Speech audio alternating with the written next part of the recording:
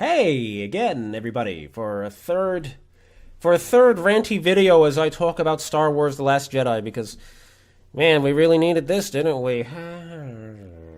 Okay. Anyway, okay, yes, but I did want to I just did want to address the last handful of things and whatnot that hopefully I remember as I'm talking about this, because I'm actually a bit tired today because I had an early day today and I'll have an earlier day tomorrow. So tomorrow wouldn't be a good day, and then I have afternoon shifts after that. And I didn't really like recording the first episode of this series before work. Two week and a half. I don't know when I'm releasing this, but 2 weeks ago, I'll just say. I didn't really like doing that because I kind of found myself, crammed for time, which is why it ended up being edited the way it was. But I do want to finish talking about The Last Jedi because, again, this stuff is important to me and I'm a loser. But yeah. So I'm trying to think, because I don't want to just jump right in with the whole Rose interrupting Finn's sacrifice aspect, because that's the thing I really want to end with. I don't know. I guess one of the things I really want to talk about, first of all, I guess one of the things I want to talk about is Admiral Akbar. Because I have very mixed feelings on how they got rid of Admiral Akbar. Because, of course, as anyone who's watched the movie knows, Admiral Akbar was blown out into space with the rest of the Resistance High Command. But, of course, that for a character that's rather well known, all things considered, given that he's just a little minor character that has about 21 speaking lines in the entirety of Return of the Jedi, Admiral Akbar isn't really that important. The reason most people know who Admiral Akbar is because he's a meme. It's a trap. He's a meme because of it, and that's why most people know who Admiral Akbar is. But Admiral Akbar isn't really that important. So in a lot of ways, kind of just, pushing him out the airlock, proverbially speaking, isn't necessarily a terrible way to get rid of him. But on the other hand, given how well known and recognized Admiral Akbar is, the way they kind of just get rid of him and then just kind of, and to add insult to injury, just plop Admiral Holdo in his place, is really kind of bad.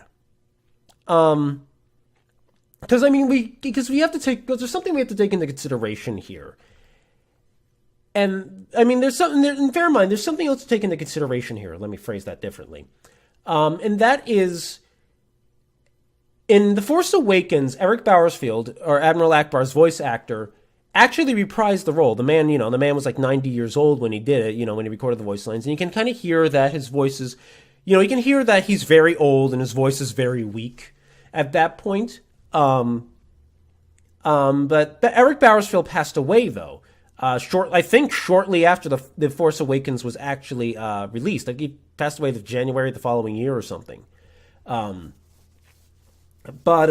thing, so it's, in a certain way, it's kind of understandable that I think they didn't want Admiral Akbar to have a more prominent role since the actor who originally portrayed him was gone. But again, they kind of really did, I think they did the character a disservice just because of the way they did it, the way because it really feels like because in many ways, it feels like they just kind of pushed Admiral Akbar out of the movie. They just pushed Admiral Akbar out of the movie just so they could get Admiral Holdo in. But because Admiral Holdo is such an inept leader, based on what we see, it doesn't mesh properly. It feels like they got rid of a character that everyone likes and is a good character for all intents and purposes, and replaced him with a bad character. And that's the unfortunate thing about Admiral Holdo too, is that she didn't have to be a bad character. It would have been interesting, frankly, if they had portrayed Vice Admiral Holdo as someone who was just kind of clearly in over her head. Because the problem with Vice Admiral Holdo is that she leads the fleet incompetently. She's the primary reason that the fleet loses. Why members of the Radis's crew lose confidence in her leadership, because the entire fleet is destroyed and They're just going to abandon ship anyway, and it's like no wonder morale plummeted at least among some of the Radis's crew, leading to the mutiny. That's entirely on Admiral Holdo's shoulders. No one besides herself is responsible for the mutiny. If she had maybe told them the plan or given some inkling that there was a plan, it would have gone a much longer way to instilling confidence in her as a leader. But instead we get Vice Admiral Holdo, the woman who replaced Admiral Akbar, and she doesn't measure up to Admiral Akbar. And the thing is that the movie doesn't, the movie plays that as though, just because she is in charge, ergo, they should trust her implicitly. They should never question her. They should not have any questions whatsoever, in fact, about how she is handling the situation. And I feel like they missed a big opportunity there to have a more, interesting and introspective look at someone who may have been thrust into a situation in over their head, or exploring a character who, for all intents and purposes, is portrayed kind of villainously for most of the movie until she heroically sacrifices herself, 20 minutes late. But let me actually take that back. Let me get the little dig out of there because it kind of defeats my whole point. Because I do want to say that, it's like that's how the movie's trying to portray them. What? The movie's trying to portray her as a heroic figure, as a good figure by the end, but it never comes across that way. I'm reminded, incidentally, of Captain Janeway from Star Trek Voyager, who's a character who gets a very mixed reception depending on who you ask. Some people absolutely love her, and I think she's actually a really interesting character, but lots of people hate her because, one, she's a character that's portrayed very inconsistently, like Admiral Holdo, and she's also a character who in many episodes of Voyager is treated like she is absolutely right, regardless of what she's doing. Because there's plenty of episodes where she makes morally questionable choices, but the episode treats those choices as, as unquestionable because she's Captain Janeway, because she's Captain Janeway, because she's the captain. And that is not a serious look at military leadership. A serious look at military leadership takes into account not only that leader's successes, but also that leader's flaws and that leader's mistakes. And there's a serious missed opportunity in The Last Jedi to explore Admiral Holdo as a character, because if you're just going to introduce Admiral Holdo out of nowhere, then you got to explore a character a little. And it's not to say, of course, that you can't have a character come in for one movie, and make an impact and then disappear. That's kind of what Admiral Akbar's character was. We didn't know much about Admiral Akbar, but we really didn't need to.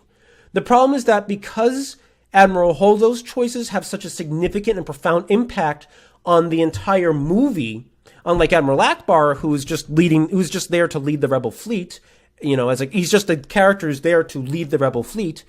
Admiral Holdo's choices, on the other hand, such a significant impact. There should have been a much deeper and greater exploration into what she did and how those choices affected everything. And I think that, again, like I was saying all of last episode, I think it's a shame they didn't do that because, again, there was something there they could have done. There's something there that you potentially could have latched onto if they had just thought, if they had not just been so stupid about it, frankly. I don't know. That does irk me a lot. All right, so there's something else I want to address here, obviously, and that is injuries, because there are two injuries of note in this movie that kind of just get brushed aside. No one ever really talks about them or considers them again. The first is Finn. As we all know, at the end of The Force Awakens, Finn was severely injured by Kylo Ren. Kylo Ren, as far as we could tell, Kylo Ren either slashed through his rib cage and maybe hit his lung or something, or worse than that, possibly hit his spine with a lightsaber.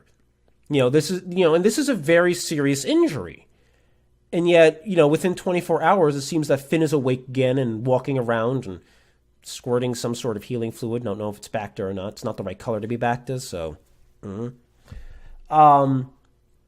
Maybe it's Kolto. Who knows? Who knows what it is? It's probably not Kolto because, they're not going to take something from canon like that, or not even canon, from old canon like that. But Finn is critically injured in The Force Awakens, and it's never addressed. Like, there was again, here's so much wasted potential, like, Finn is one of the heroes of this new trilogy. It would be interesting to see him try to come to terms with either being crippled or, at the very least, being infirm for a good portion of the movie, rather than having him, tripes off to Canto Bight. Instead, have him, try to come to terms with trying to help the Resistance, since, he's not going to escape anyway, as a borderline cripple, as an invalid. He's not gonna get along, he's not gonna do that. And I probably shouldn't have said cripple there, but it's one of those things where it's like, being blunt is, I think, more effective here than trying to figure out the right word. Or the politically correct term, as it were.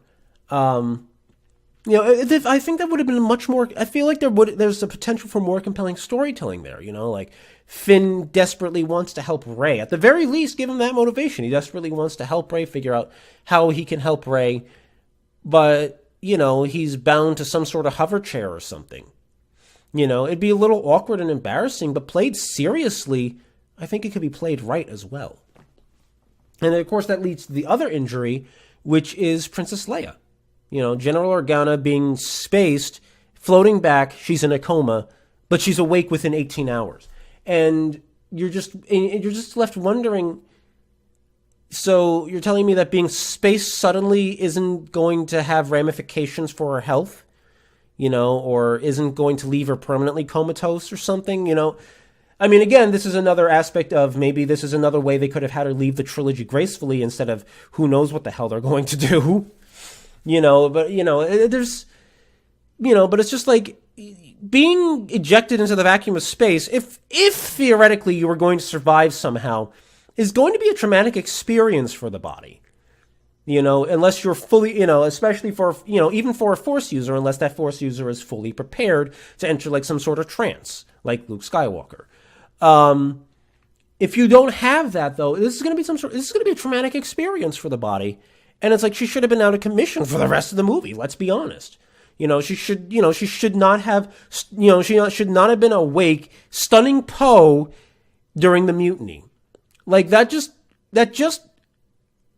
was just so goofy, frankly. Suddenly Leia's awake and she, for someone who couldn't possibly have learned what's going on at this exact moment, is just immediately on Admiral Holdo's side. And that's just, it's like, is she on immediately on Admiral Holdo's side because she's her childhood friend? If so, Leia's in no business being in command because she's not making a rational decision. She's making an emotional decision. And if she's making it, there's no other way I can think of her making that decision, coming to that decision. And it just, again, like I talked about in the first video, it cheapens her character because her character doesn't seem to be making this rational decision. Her character slaps Poe, but her character seems to treat Poe's mutiny as though it's just a kid being a kid. And it's just like, is Leia Organa a serious character anymore? I don't know. I don't even think so, honestly, at this point. And that's the same problem that all the other original trilogy characters suffer from. Chewbacca isn't a serious character in this movie. He's there to serve as a catalyst for Porg jokes. Incidentally, I hate Porgs. I don't hate Porgs per se, but Porgs and Crystal Foxes are clearly marketing gimmicks. Like, worse than Ewoks even. Because as plenty of people have pointed out, at least the Ewoks were actually useful. The Ewoks actually fought the Empire. What did Porgs do? They were cute, kind of creepy, and annoying. That's all they were. They didn't serve any useful purpose to the movie. They were just there. And the same thing with the Crystal Foxes at least served a minor purpose in the movie. But there are a million ways that they could have found that back entrance to the mine, without the Crystal Foxes leading the way there. You know, it's like it's like they're both just blatant marketing gimmicks, and it's very, very, it grates really hard. It grates in the same way that like sort of like Jar Jar was a marketing gimmick in episode 1. It's like he's there because he's goofy and is oriented to the kids, rather than because he's really a serious element in this movie. And yet, even then, he still serves a purpose, kind of like the Ewoks, in serving as a catalyst for the Gungans assisting the Naboo in driving the Trade Federation off the planet. And but Jar Jar definitely ranks lower than the Ewoks in terms of his usefulness. Don't mistake me for defending Jar Jar here. I'm just saying that it's like even Jar Jar is serves a real purpose compared to the Porgs, who are just stupid and annoying. But that's all Chewbacca's there for, to be a Porg catalyst. What's C-3PO there for? He's there for a couple of throwaway lines, and Poe treats him like shit at one point. I'm just like, it's like, is Poe's relationship with C-3PO and or General Organa strong enough that, like the way he kind of dismisses C-3PO on a couple of occasions, really like appropriate? It doesn't feel like it. At best, it feels like he should have just ignored C-3PO entirely instead of responding to him directly, if that's the nature of the relationship. But it doesn't. But it's not like Poe Dameron is, buddy with C-3PO like the original cast of Star Wars. Luke Skywalker, Han Solo, Princess Leia. They were all, like C-3PO was kind of a close confidant of them. Poe doesn't seem like he's the same way. Meanwhile, what's R2-D2 there for? He's to remind Luke of the past, but doesn't otherwise serve a real purpose. Again, R2 doesn't serve a real purpose here. The only legacy cast member here who really has any particular role in the movie that really feels meaningful is Luke, and again, his role is cheapened because we find out that Luke is a crotchety old man. He's not the man of hope. He's not the man who saved his own father from the darkness that had consumed his life. Luke Skywalker isn't that man anymore, and in fact, he's a man who almost murdered his nephew for having a flash, for having some sort of future flash about what Ben might actually do, and it cheapens Luke Skywalker's character in so many ways to do that. I mean, there's nothing inherently wrong with Luke necessarily becoming cynical and embittered by time. There's nothing necessarily wrong with that. The problem is that this character development isn't properly fleshed out.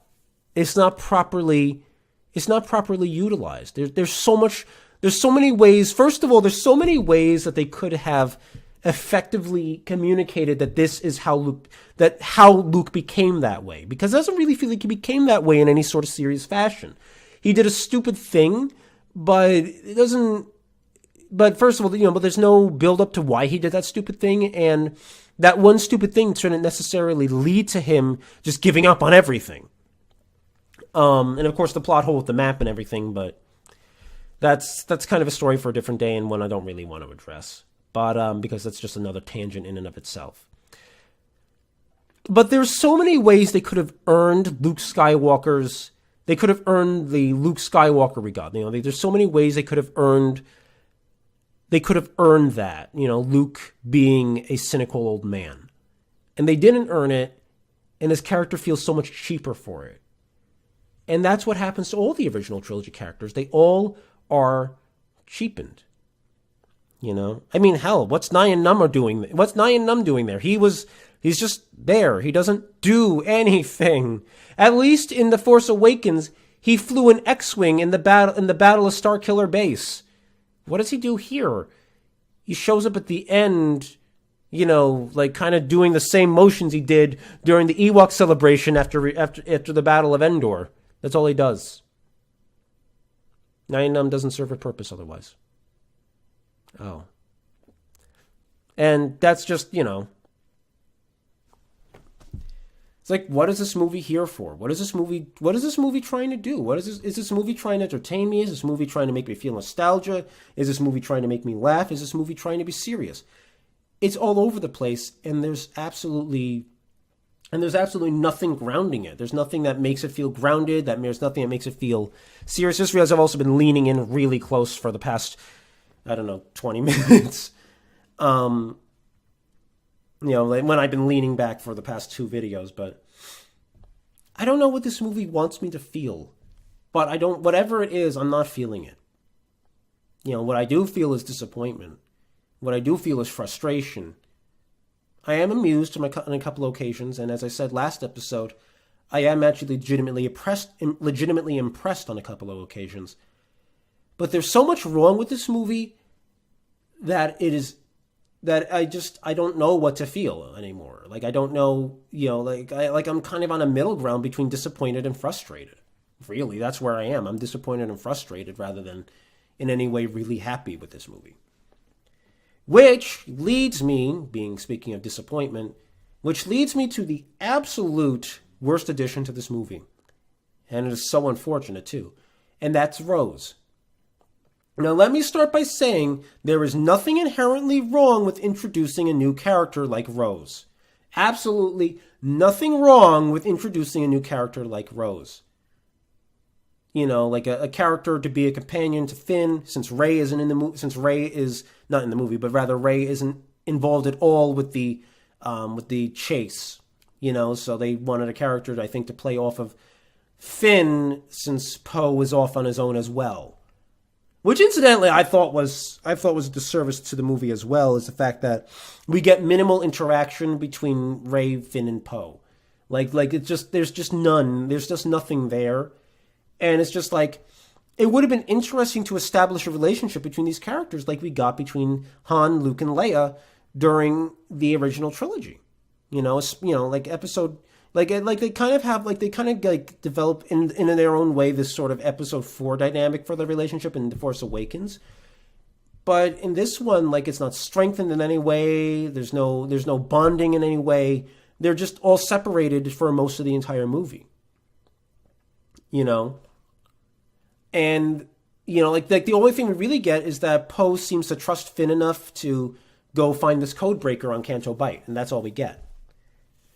But Rose, if Rose wasn't such a dumb character, in-universe is such a dumb character, she'd probably be a lot more forgivable. But because when they go to Canto Bight, first of all, they decide to land their shuttle out in the open instead of hiding it somewhere, which leads to which leads to almost 100% of the problems there. And it's just like, did neither of you think, maybe landing on this beach is a really stupid idea? I don't understand what their thinking was here. But then, thanks to Rose, they get completely sidetracked, wrecking this casino and freeing these animals that are only going to get recaptured anyway, because, where are they going to go? It's not like this is their natural habitat. But, where are they going to go? But, she gets them completely sidetracked on Canto Bight, and they almost completely fail in their mission, due to a bunch of bad decisions they make. And it's just, I do not understand why Canto Bight is even in this movie. If I understand there are deleted scenes that would frankly have strengthened the Canto Bight element of the movie, but I just don't understand why it's there anyway, because it doesn't feel like it's part of a Star Wars movie. It just feels like a stupid diversion from the actual important parts of the movie. It just feels like it doesn't belong here. Not only because of the very obvious political messaging regarding capitalism and being wealthy and, animal cruelty, quote unquote, and slavery and whatnot and all that, all this obvious political messaging here that does not belong in Star Wars anyway. But leaving all that aside, I'm at a loss as to why this is here, because it just doesn't feel like it serves the narrative in any sort of meaningful way. Because they're supposed to find the one code breaker, but instead they find this other code breaker who just ends up betraying them anyway, and It just feels all pointless. Like, that's the huge problem with this movie. Everything they do feels completely pointless because it all kind of has just a bad end anyway, because the resistance is pretty much utterly defeated by the end of the movie. Contrary to the hope notes they wanted to really like kind of end the movie with, I didn't feel hopeful at all. I felt like they were utterly defeated, and I don't know how they're going to come back from this. And that is so absolutely frustrating. And Canto Bight is such a useless part where they waste they waste 3/4 of a day doing absolutely nothing to further their cause. I don't understand why they're here. And a huge part of that is Rose Tico's fault. And then at the end of the movie, as everyone knows, when Finn is trying to save the Resistance by ramming his speeder into the super laser battering ram thing, which as a piece of technology, frankly, I can be okay with, but I would be more okay with it if there wasn't a bunch of other stupid things in the movie that just makes this stupid element of the movie stand out more, which I will address in a second. But when Finn's about to do something noble, he's about to do something great, he's about to do something amazing and sad, but amazing, because he's about to do the one thing that the character from the beginning of The Force Awakens never would have done, which is sacrifice himself to save everyone. Suddenly, this idiot comes out of nowhere, and don't get me started on how in the world did she get her speeder not only to catch up to Finn, but get ahead of him sufficiently to ram him out of the way. How did that happen? I do not understand this moment at all. Who is the freaking idiot who looked at this in the script and said, this seems like a really good scene? Oh yeah, Rian Johnson. But who is the idiot who thought, because there had to be more than one idiot who signed off on this, who thought that this scene of Rose Tico smashing Finn out of the way of his suicide run was a great idea. Because, the baffling part of it is that they are building up this moment. Poe breaks off, everyone breaks off, and Finn says, I'm going to do this because this is our only hope. And he's just, and he's committed. The music is playing. The audio changes. It becomes focused in entirely on this moment. And then this fucking retard comes in out of nowhere and ruins it. I cannot tell you how absolutely infuriating that moment is. Like, I would have laughed.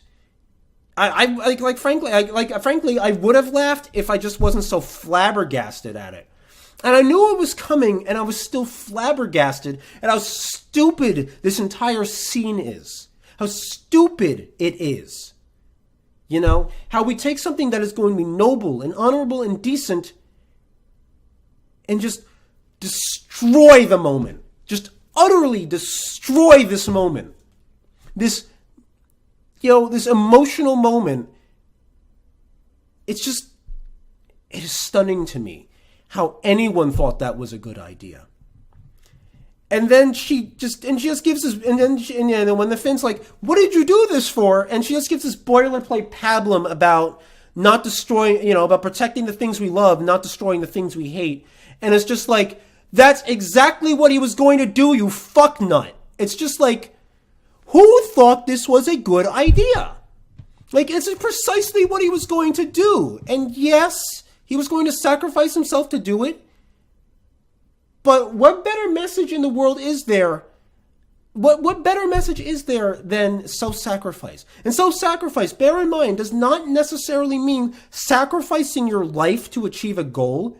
Sometimes it just means giving something of yourself to achieve a goal.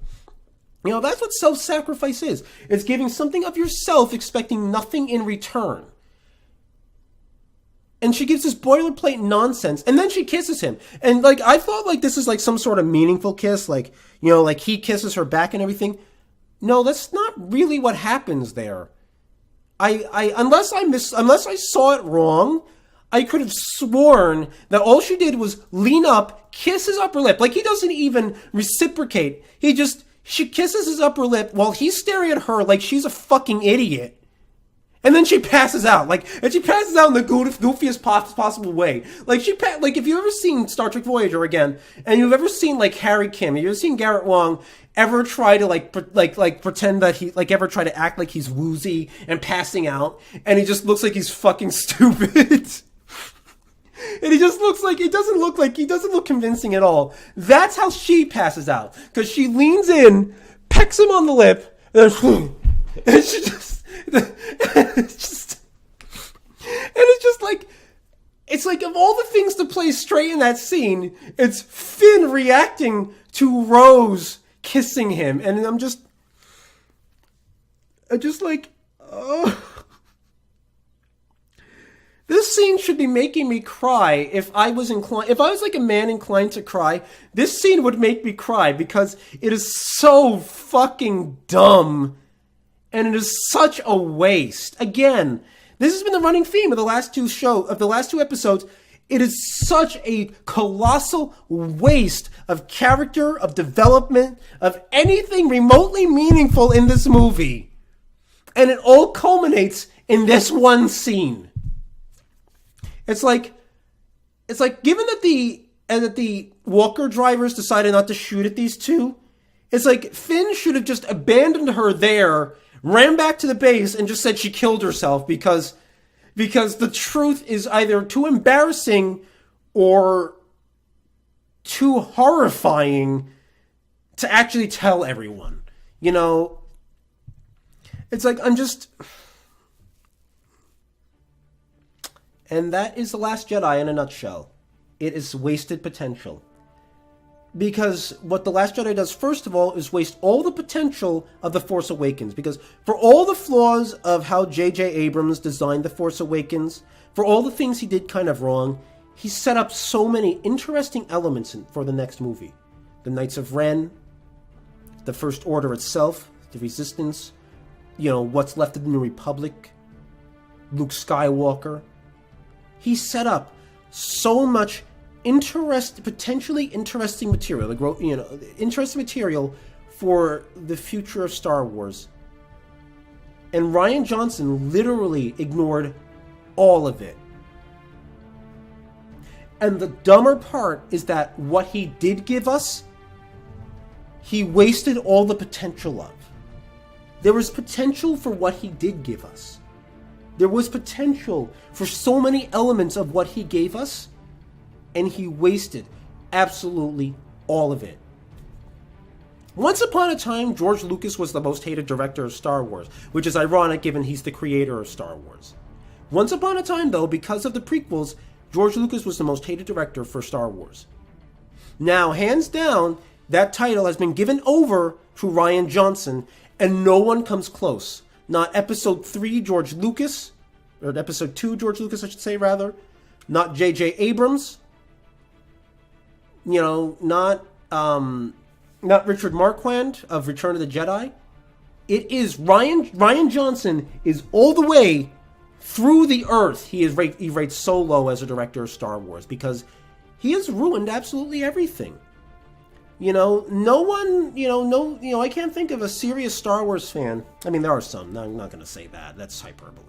But there are a lot of serious Star Wars fans who are not looking forward to Episode 9. There are a lot of serious Star Wars fans out there who have no idea how Star Wars Episode 9 is going to play out because Episode 8 was done so stupidly and so badly that Episode 9 just has no proper setup to it. And it's stunning and sad that we are in that position now. It is absolutely the saddest thing right now that this is the position Star Wars is in, where no one knows where it's going, not because of some sort of cliffhanger or something, but because it was handled so ineptly. So I want to thank you all for watching this 3-part series on my reaction to Star Wars The Last Jedi. I honestly cannot believe that a reaction video to something I love, Star Wars, is filled with so much anger and so much disappointment and swearing. Especially swearing, actually. There is so much swearing in this. And it's just... I cannot believe, though, that this is what it's come down to. You know, something that I've loved for my entire life is become an absolute, utter disappointment and joke. And I wish that wasn't the case. I wish that this video was more like my Rebels review video, where I just talk that show up so much, you know? Like, I'm a little disappointed in the finale, but I'm so positive about that show because that show is so good. Star Wars: The Clone Wars is so good. You know, I talk them both up in that video, and the fact that this is a complete reversal of that is absolutely the most disappointing thing about making this video. And I wish I didn't, and in many ways I kind of wish I didn't make it, but I feel like I had to. I feel like I had to make this video because I feel like I just had to vent. I had to get all this off my chest. And it's a pity that this is something that I had to get off my chest, but there we are. So thank you all for watching this video. I'm probably going to try to release a vlog sometime after this. I don't know when precisely. Just talk about current situation because lots of things are happening that I kind of hinted at last episode. And I just want to talk about them at length. But that's not now, so be sure to like and comment, etc., etc., you know the drill. And I will catch you next time as I do less venting about Star Wars and talk about something a lot more cheery, I hope. Until next time, everybody.